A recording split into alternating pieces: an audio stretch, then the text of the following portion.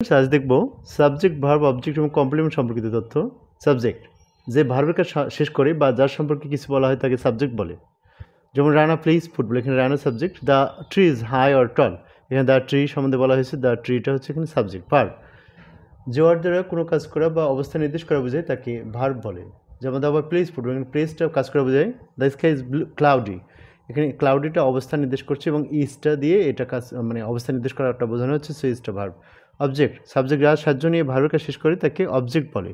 যেমন হি flies kite, a kite এখানে kite দিয়ে হি ঘোরানোর কাজ করছে, অর্থাৎ সে ঘোরানোর কাজটা করছে, ঘুড়ি উড়ানোর কাজটা করছে এই ঘুড়িটাকে দিয়ে, তাহলে উড়ানোর কাজটা করছে এই কাইট দিয়ে, কাইটটা অবজেক্ট। কমপ্লিমেন্ট একটি সেন্টেন্সের সাবজেক্ট বা অবজেক্টের অর্থ স্পষ্ট করতে যে ওয়ার্ড ব্যবহৃত হয় তাকে কমপ্লিমেন্ট বলে।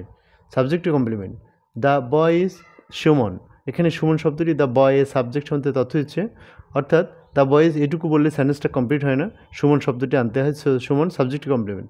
Objective complement they made the boy captain, এখানে ক্যাপ্টেন শব্দটা দ্য বয় অবজেক্টটা অত স্পষ্ট করে। দে মেড দ্য বয়, তারা ছেলেটিকে তৈরি করলো, তারা ছেলেটিকে তো তৈরি করেনি, খোদা তালা তৈরি করেছে, so they made the boy captain, ক্যাপ্টেনটা অবজেক্টিভ কমপ্লিমেন্ট। Thank you.